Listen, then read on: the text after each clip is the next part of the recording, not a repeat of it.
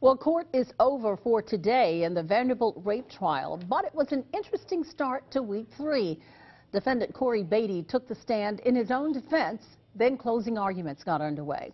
News 2's Chris Bongard was in court for all of this. He joins us live now from downtown. Chris. Well, Ann, another very intense, dramatic day here with only a few steps before the jury deliberates this case. Cory Batey took the stand in his own defense on being one of 4 ex-Vanderbilt football players charged with raping an unconscious student. The testimony included an apology. You've seen yourself in these videos, Mr. Batey? I have.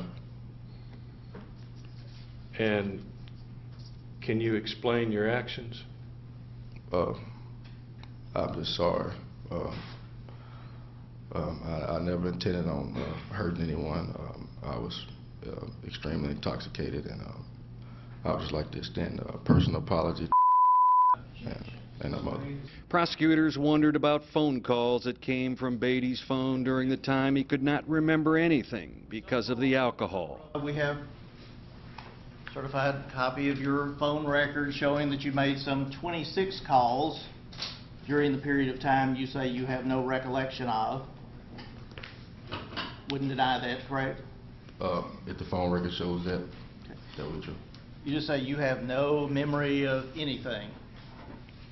I don't recall anything. No.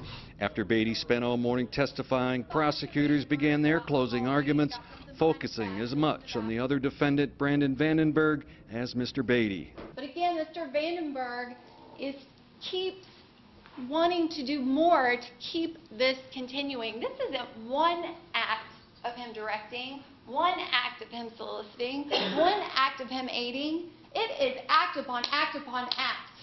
He is in it the entire time. In his closing, Batey's attorney talked of a certain culture in college. What was the culture for Cory Batey?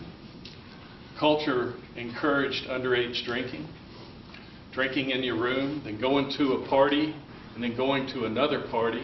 You stay out late, you get drunk, you have sex. It's not important if you remember it.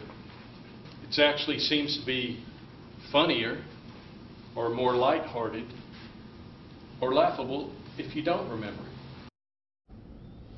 And we have not heard yet the closing arguments from Vandenburg's attorneys, that and the closing arguments from prosecutors first thing tomorrow morning. Reporting live, Chris Bongard, Nashville's News 2. Thank you, Chris. We'll continue to bring you the latest information on this case on air on our website, WKRN.com, and through our free mobile app.